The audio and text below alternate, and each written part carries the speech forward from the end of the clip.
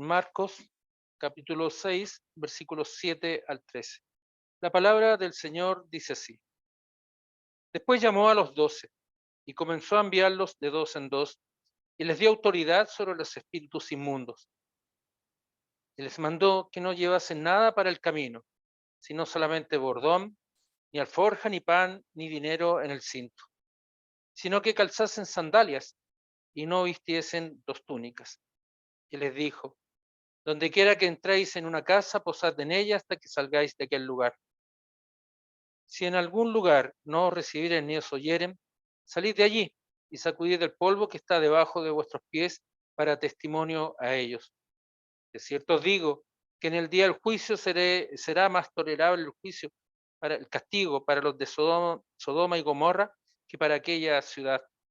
Y saliendo, predicaban que los hombres se arrepintiesen y echaban fuera muchos demonios y ungían con aceite a muchos enfermos y los sanaban. Que el Señor nos bendiga la lectura de su santa palabra. Los invito a tener un momento de oración. Padre bueno, Señor amado, damos gracias, Señor, por esta tarde, por este tiempo especial que usted nos da, Señor, para poder estar como pueblo suyo reunidos, Señor, levantando oraciones, cantando salmos, himnos, alabanza en su nombre, Señor.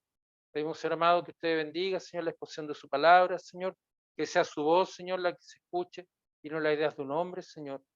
Pedimos, pido, Señor amado, que usted cuide de cada uno de nosotros, Señor, que recibamos su enseñanza, Señor, que conozcamos su voluntad cierta, pura, limpia, Señor, santa, justa, Señor, y no las ideas de un hombre, Señor. Eso, Señor, también pido para que limpies mis labios de hombre pecador, mi corazón, mi mente, Señor, para que todo lo que se diga, Señor, sea en su honor, su honra y su gloria. Gracias, Padre bueno, en el bendito nombre de nuestro Señor Jesucristo. Amén. Podemos tomar asiento más. Esta tarde hemos leído un hermoso pasaje que podríamos dividirlo en cuatro partes, a lo menos. El versículo 7, cuando el Señor llama a sus apóstoles y los envía. También podremos ver de otra parte del versículo 8 y 9, el cumplimiento, el mandamiento de enviarlos. El versículo 10 y 11 son instrucciones del Señor a sus apóstoles cuando son enviados. Y el versículo 12 y 13, que es el trabajo que ellos realizaron. En ese orden podríamos analizar estas líneas que hemos leído en términos generales. Y cada una de ellas, por cierto, permitirían profundizar la palabra esta tarde. El Señor Jesús llama, dice el adverbio después. Después significa después algo que viene posterior. ¿Qué es lo que viene posterior? Es lo que tuvimos la oportunidad de leer y escuchar, guardar en nuestros corazones hace un par de semanas atrás, cuando el Señor, después de haber obrado unos milagros poderosos en el Galadeno, que le limpió de demonios, cuando resucitó a la hija de Jairo, cuando sanó a la mujer que padecía flujo de sangre después de 12 años, cuando él había calmado y apaciguado los vientos y las aguas del mar, en ese momento el Señor ahora vuelve a su tierra. Habíamos visto que volvía ¿a dónde? A Nazaret, Jesús de Nazaret. Él había nacido en Belén, sabemos, pero su familia posteriormente se trasladó a Nazaret y es ahí donde él vivía y ahí donde era conocido. El capítulo 6:1 dice que salió el Señor de allí y vino a su tierra y le seguían sus discípulos, es decir, los apóstoles y personas que ya formaban parte de la comunidad, que el Señor seguían al Señor y eran testigos de su obrar, de sus milagros, de las sanaciones que él realizaba, de la expulsión de demonios, del poder que él tenía sobre la naturaleza y sobre todas las cosas también de la enseñanza que él entregaba. El capítulo 6:2 nos dice que el día de reposo, el Shabbat, comenzó a enseñar en la sinagoga y se admiraban cuando lo escuchaban, se admiraban de su enseñanza, del poder que él tenía, pero también al mismo tiempo, el versículo 3, vemos cómo hay gente, hombres, se levantan en contra del Señor y comienzan a insultarlo, lo humillan al Señor, pretenden humillarlo con varias cosas. ¿No es este el carpintero como despreciando la enseñanza? Recordemos que los rabinos tenían escuelas, eran personas que se estudiaban muchos años la Biblia, la Torá, y ellos estudiaban mucho tiempo y formaban verdaderas escuelas de rabinos, de enseñanza. Era como ir a la universidad, pero a una universidad buena, así de la mejor que usted piense, ahí iban ellos. Entonces ellos se jactaban de su conocimiento. Eran unas personas que, igual que los fariseos, se jactaban del conocimiento que ellos tenían y lo aplicaban mostrándose muy superiores a los demás, con una sabiduría que desbordaba en su hablar y en su plantearse frente a la gente. Pero también ellos decían, no es el hijo de María, ¿recuerdan? María, porque era una sociedad patriarcal. Entonces, ¿por qué el María? Para denostar precisamente el nacimiento del Señor, para decir que el Señor había nacido solamente de María, tratando de insultar al Señor. Y también se referían los hermanos acaso de este Jacobo, de José, de Judas y de Simón. No sabemos cuál era el testimonio de los hermanos, de sus hermanos carnales. Veíamos también que el Señor tenía hermanos carnales, hermanos de sangre. Aquí está claramente demostrado que él tuvo hermanos, y no como algunos dicen que eran primos, no, eran hermanos, y claramente lo dice la palabra, lo enseña de esta manera. Entonces, y aquí los identifica por sus nombres, sus 4 hermanos que tenía el Señor, más sus hermanas, dicen también. Sus hermanas, a lo menos tenía 2 hermanas más, es porque es plural, ¿no es cierto? Pero también, dicen, se escandalizaban de él, se escandalizaban de él, un rechazo profundo al Señor. Por un lado lo admiran, pero también otros hombres se escandalizan de él y lo pretenden humillar. El Señor, en una forma hermosa, nos dice, no hay profeta sin honra, sino en su propia tierra, y entre sus parientes y en su casa. Esto significa que el Señor tenía claridad de lo que estaba ocurriendo. Y vemos cómo el Señor también dice que en ese lugar hubo pocos milagros y sanó unos pocos enfermos imponiendo sus manos. Y dice el versículo 6, capítulo 6, versículo 6, que él estaba asombrado de la incredulidad de ellos. Estar asombrado no significa que el Señor lo haya pillado por sorpresa, ¿ya? Porque Dios todo lo conoce, Él es soberano. Cristo es Dios y es hombre. Él tenía perfecto conocimiento de lo que estaba ocurriendo. Pero también el Señor Jesucristo sabemos que se hizo hombre y se humilló haciéndose hombre. No solamente en la cruz, sino ya el hecho mismo de haber nacido en un pesebre, ni siquiera aún eso, sino que el hecho de haberse hecho hombre, él ya, el verbo encarnado, se estaba humillando por nosotros, para el perdón de nuestros pecados, porque era necesario que fuera sacrificado uno igual a nosotros. Por Adán entró el pecado, Cristo nos da vida. Por Adán entró la muerte, en Cristo tenemos vida. Y es eso lo que el Señor ha escuchado. Y también no nos cabe la menor duda de que también sus discípulos escuchaban esto. No nos cabe la menor duda, porque ha comenzado Marco en este relato coloquial que él establece y rápido, que cuando vino a su tierra estaban con él sus discípulos. Y el Señor, después de esto, es decir, después de este tiempo de ofensas que él sufrió, de hombres pecadores, de hombres inmundos, que se jactaban de conocimientos que no llegaban siquiera a los tobillos del Señor, a la planta de sus pies, estos hombres que humillaron o pretendían humillar al Señor, la palabra nos dice que el Señor llamó a los 12. Y uno se pregunta, ¿por qué ocurrió esto? Si él era Dios. Yo creo, por lo menos pienso, que si nosotros, alguien quisiera hablar mal de nosotros, nosotros nos daría vergüenza si hablara alguien mal de mí.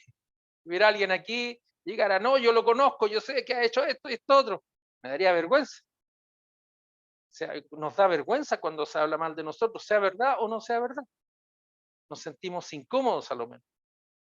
Pero aquí el Señor nos muestra que Él todas las cosas las ha dispuesto para bien. ¿Qué es lo que pretendía el Señor con esto? ¿Pretendía acaso que sus discípulos vivieran en un apartado, en un limbo, que nadie se diera cuenta de las cosas que ocurren? o el Señor preparó esto para ellos. Yo pienso a la luz de lo que estamos leyendo, el Señor lo preparó. Gracias, mamá. Muchas gracias. El Señor preparó las cosas para que sus discípulos también conocieran del sufrimiento y de los problemas que surgen en el ministerio. Y esto tenemos que aprenderlo también nosotros, porque también en el ministerio hay dificultades, en la iglesia hay dificultades, tal como ocurre en las familias. A mí me gustaría que nunca hubieran problemas en mi familia, pero hay dificultades. Y en la iglesia también hay dificultades. Y en el ministerio también hay dificultades. La vida, delante conversábamos, es un alto y un bajar. A veces pensamos que estamos ya saliendo y viene una ola más grande a veces y nos tapa más todavía. Pero ahí está el Señor con nosotros. Está fortaleciendo. ¿Por qué el Señor los llamó? Los llamó a los 12 no para decirles, miren lo que no para quejarse. ¿Qué es lo que pasa cuando habla mal de uno? Uno después trata de desahogarse hablando, no, ese tipo esto, ese tipo esto otro. Y tratamos de justificarnos, ¿no es cierto? Pero el Señor no hizo eso. Él mostró una mirada mucho más allá. Hay un hombre que ya murió hace muchos años, que se llama Spurgeon, que dicen el príncipe de los predicadores. Era un hombre que tenía el don de la predicación. Hablaba muy bonito y profundo, por cierto. Y dice, si alguien habla mal de ti, decía él, da gracias a Dios. Claro, ¿no es cierto? Porque si realmente te conociera como tú eres, no alcanzaría a decir ni la mitad de las cosas que ha mencionado. A veces nos ofendemos por pocas cosas. Aquí el Señor nos enseña humildad y mansedumbre. El Señor pudo haberlos hecho callar inmediatamente, pero era necesario que se fueran mostrando estas cosas. Era necesario que el Señor fuera humillado para que nosotros también aprendiéramos, no de los 12, sino de Cristo, del Señor. Por eso llama a sus apóstoles, nos llamó a cualquiera. Y dice que los llamó y comenzó a enviarlos de dos en dos, de dos en dos. Y les dio autoridad sobre los espíritus inmundos. ¿Qué significa que les dio autoridad? ¿Qué significa que los haya enviado de dos en dos? Buena idea tuvo el Señor, ¿o no? Yo pienso que un poco más allá. Si vamos nosotros a Eclesiastés, en el capítulo 4, versículo 9, es un libro del Antiguo Testamento, libro de sabiduría. Si alguien lo encuentra, por favor, lea del 9 al 12. 4, versículos 9 al 12, por favor. Sí, por favor. Sí.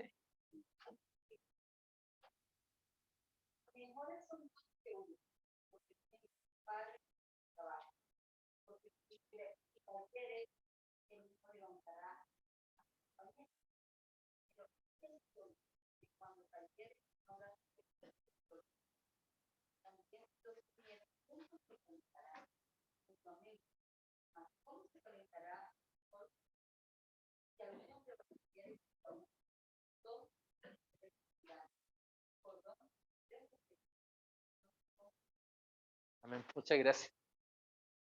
Cuando uno lee este pasaje en Eclesiastés, tiende a pensar que es una enseñanza, obviamente que es para nosotros, pero tiende a humanizar estas cosas. Y no me cabe la menor duda que el Señor, el autor de la palabra, tenía muy presente esta enseñanza que había sido dada con mucha sabiduría por el rey Salomón, siglos atrás. Dice, mejores son dos que uno. Es esa una declaración. ¿Por qué es mejor dos que uno?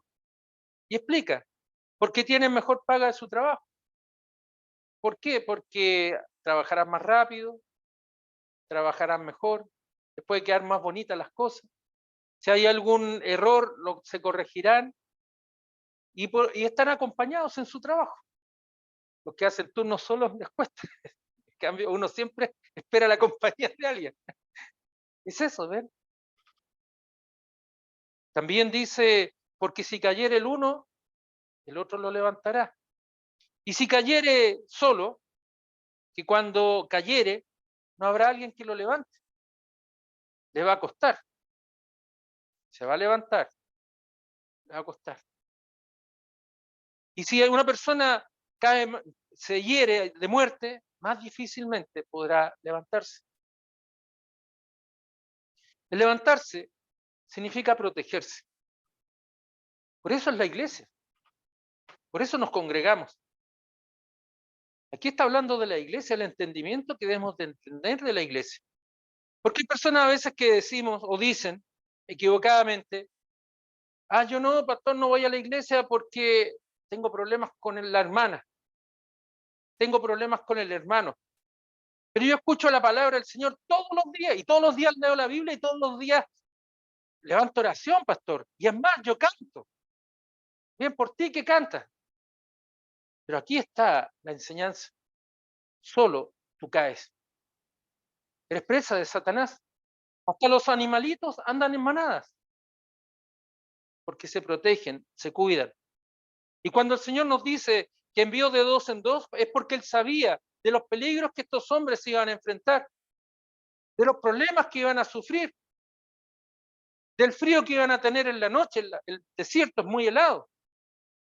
Personas que conocen el desierto, en el día hace mucho calor, pero en la noche las temperaturas bajan bajo cero. Es sorprendente eso. Yo una vez lo vi. Fui al desierto, hacía mucho calor y al otro día en la mañana me levanté temprano y había escarcha. Dije, qué raro, como que había llovido y había hielo. Y es así en el desierto. Y en Israel es un clima desértico. Y es ahí donde necesitan calor, el uno al otro, acompañarse.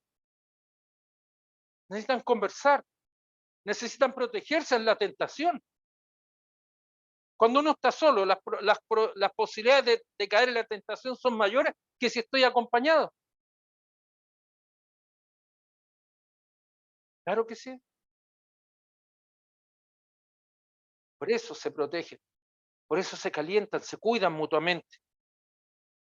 Y aquí dice, y si alguno prevaleciere contra uno, si alguien se levantare para ofenderlo, para atacarlo, habiendo dos, ya la piensa.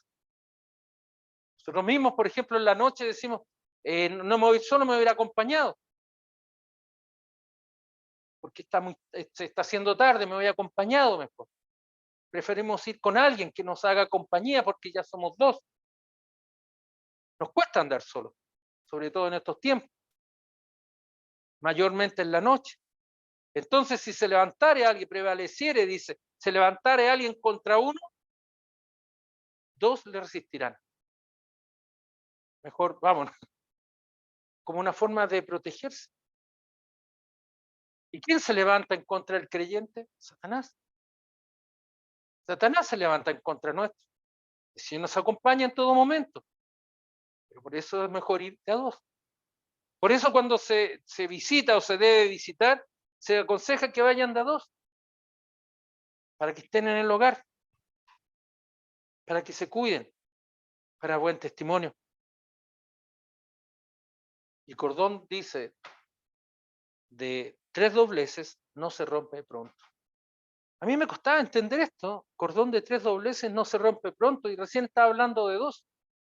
Esto no es como terapia china que dicen que varias varillas dicen no se juntan, no se rompen.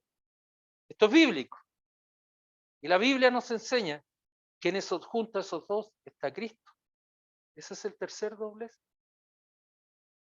Cuando uno lo lee y va entendiendo, dice, Señor, es verdad, tú estás conmigo, tú estás con nosotros. Por eso una cuerda de 3 dobleces es difícil de cortar. Cuando hace uno más doblez, obviamente, más difícil de cortar que un hilo solo, que se rompe. Es por eso que el Señor los comenzó a enviar de dos en dos y lo envió en distintos caminos. No todos los envió para la misma parte, sino en distintos caminos, en distintos lugares. Y el Señor dice que los mandó mandó a estos hombres, a sus apóstoles, en distintas direcciones para el camino, dice, no llevéis nada para el camino sino un bordón. Un bordón es un bastón. Antiguamente no habían caminos pavimentados ni veredas, habían piedras, se habían aplanado por el tanto usarlos, pero era difícil caminar por esos lugares. Por lo tanto, era muy necesario usar un bordón para darse un impulso. Hoy en día nosotros no lo usamos, salvo cuando ya estamos ancianitos, ¿no es cierto? Ahí usamos un bastón. Pero normalmente no lo hacemos porque nuestras calles están parejas. Pero el Señor también le dice, no lleven alforja. Alforja no lleven un bolso. Como diciendo a las hermanas, no lleven cartera. ¿Por qué? En la cartera es sorprendente, cabe de todo y hay de todo. Pero no lleven alforja. No lleven pan. Ni lleven dinero en el cinto. No te preocupes por lo que va a venir, porque yo los estoy enviando. Para que su confianza no estuviera en las cosas materiales, sino que estuviera en el Señor. Por eso les dice, calcen unas sandalias, que es un tipo de calzado muy humilde, sencillo. No le dice, pónganse botas y abríguense bien y lleven esto, lo otro. No, confíen en mí. Y no lleven dos túnicas. Dos túnicas es la señal no para abrigarse más, sino que para mostrar mayor autoridad. La túnica era una ropa que mostraba autoridad, mostraba un distingo. ¿Y para qué lo hacían? Porque él se los estaba mandando. No para que conociesen el lugar, no para que lo pasasen bien de dos en dos, sino que el propósito del Señor, la voluntad del Señor, está expresada en el versículo 12 y 13, para que dice, y saliendo, enviados por Cristo, enviados por el Señor, delegados por el Señor, predicasen que los hombres se arrepintiesen. Ellos predicaban que los hombres se arrepintiesen. ¿Arrepentirse de qué? Si nosotros recordamos las primeras páginas del Evangelio de Marcos, vemos el ministerio del Señor Jesucristo en 1:17, perdón, en 1:15. El tiempo se ha cumplido y el reino de Dios se ha acercado. Arrepentíos y creed en el Evangelio. Arrepentíos y creed en el Evangelio. ¿Arrepentidos de qué? De los pecados. Eso es lo que nosotros tenemos que arrepentirnos. De eso es lo que ellos enseñaban. Y aquí hay un pequeño digresión en las cosas. ¿Arrepentirse de qué? De los pecados. ¿Y qué es lo que hace distinto a un creyente, a un hijo de Dios, a quien ha recibido a Cristo, quien ha sido aceptado por el Señor, con un hombre natural que no tiene al Señor en su corazón? O una mujer natural que no tiene al Señor en su corazón. Es precisamente esto, el arrepentimiento. Pero el arrepentimiento hay que distinguir en el hombre, en las personas. Porque muchas veces las personas dicen, me arrepentí por lo que hice, tienen remordimientos. Hay otros que les da lo mismo. Pero tener remordimientos más de alguna vez en la vida, incluso el más duro, se conmueve por haber hecho algo. Y nosotros escuchamos siempre y vamos a escuchar, pero si es tan buena persona, si él no le hacía mal a nadie, era un buen vecino, era un buen hijo.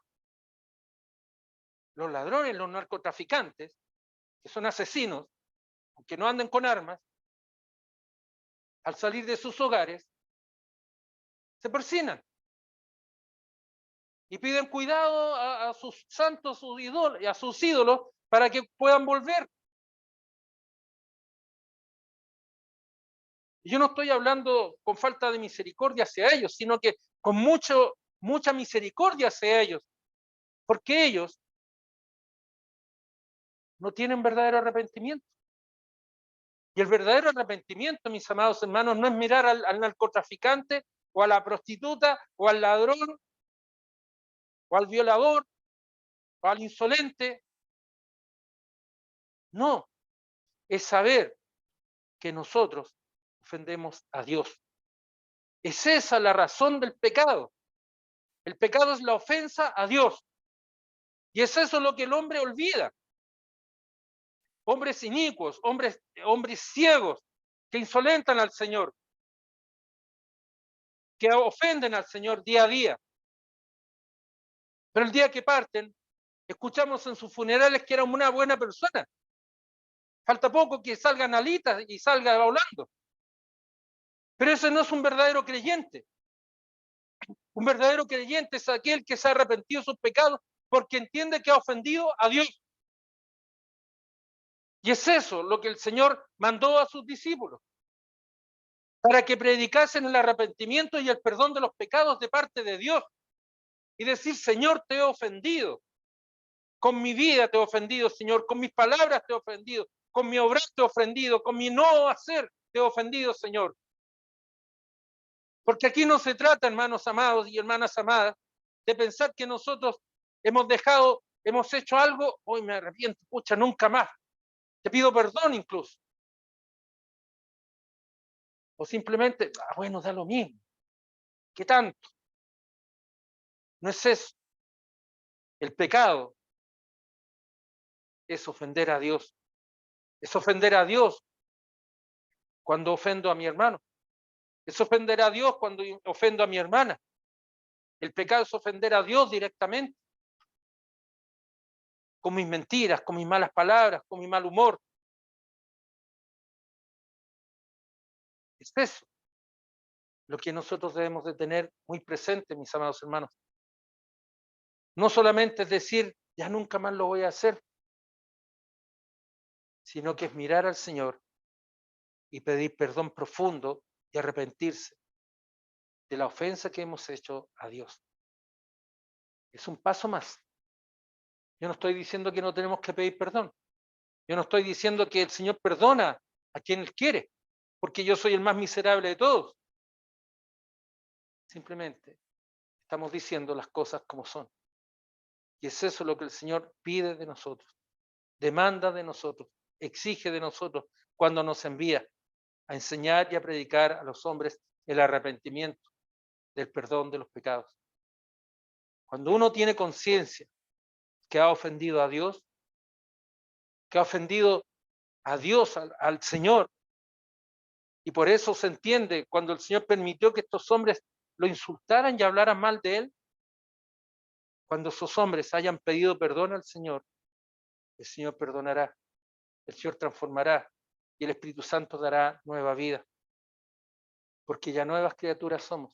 Ya tenemos conciencia de nuestro pecado, no de las cosas que hacemos, sino de mirar al Señor y decir, Señor, perdona mis pecados, perdona mis insolencias, perdona mis inmundicias, perdona mi mal testimonio, perdona mis malas palabras, Señor, mis comportamientos, Señor.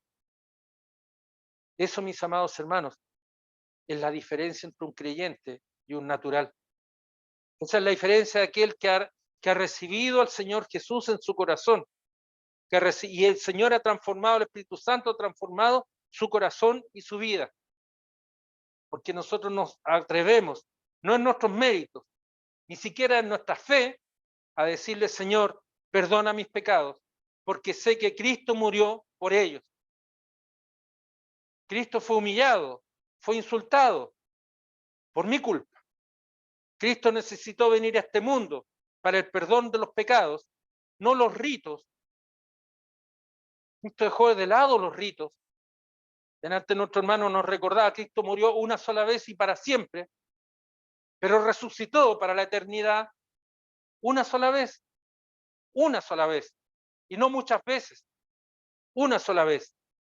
Y por eso el Señor está preparando a sus discípulos para que ellos vayan y les dé autoridad para obrar sobre todo espíritu inmundo. Aquí no se trata de buscar abrir puertas y ver fantasmas en todos lados. Se trata de los espíritus inmundos. ¿Cuáles son los espíritus inmundos? Aquel que no tiene al Señor. ¿Que acaso no tienen espíritu? ¿Que acaso no tienen alma? Claro, sin Cristo soy un espíritu inmundo. Es ahí donde el Señor los envía.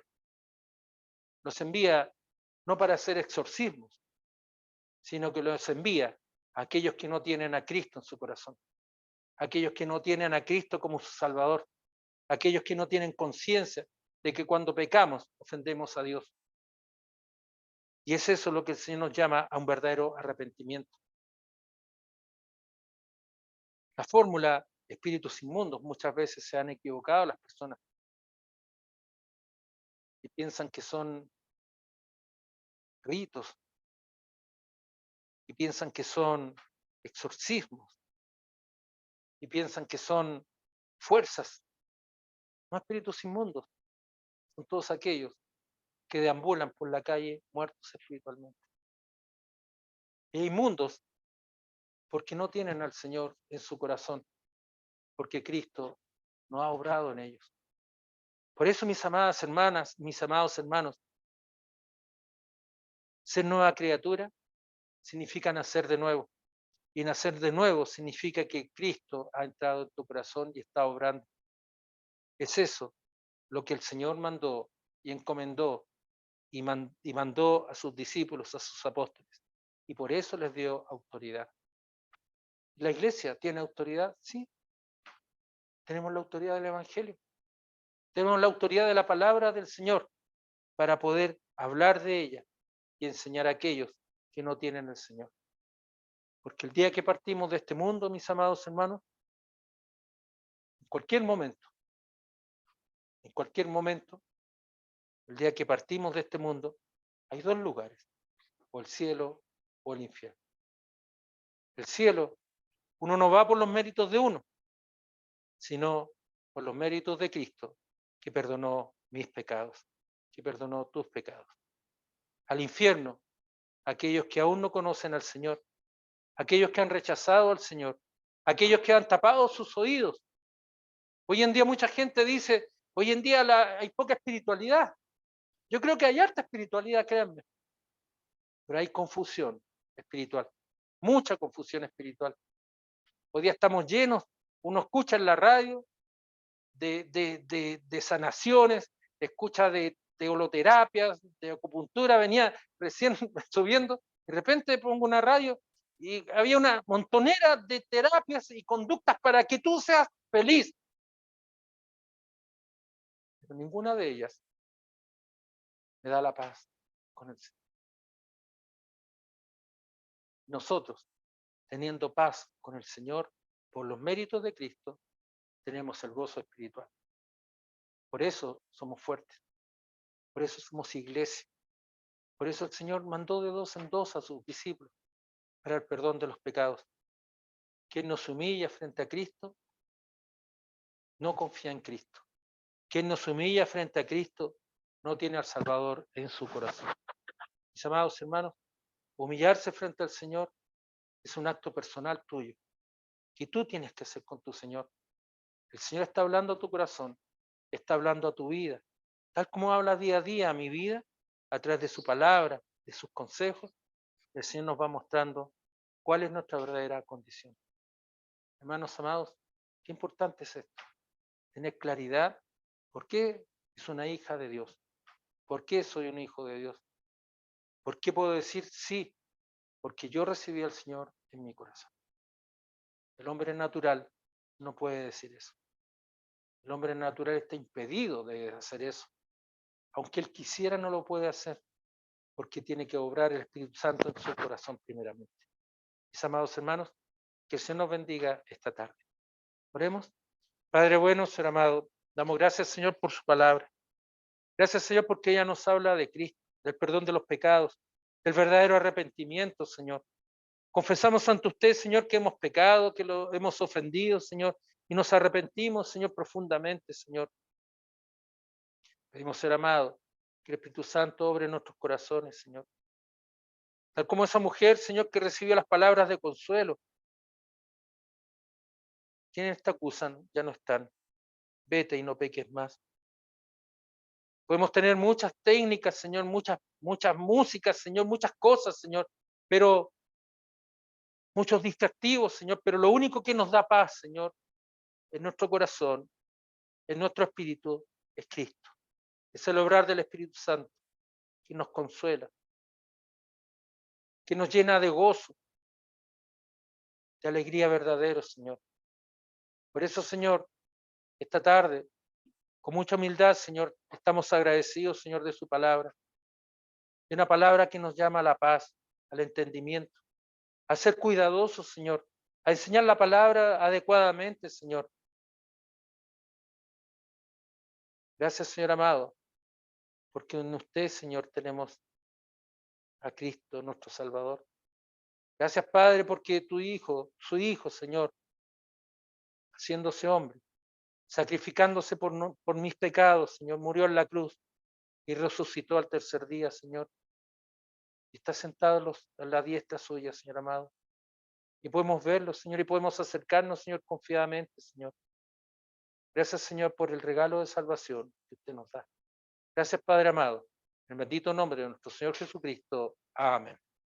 Que Dios nos bendiga, amadas hermanas y amados hermanos.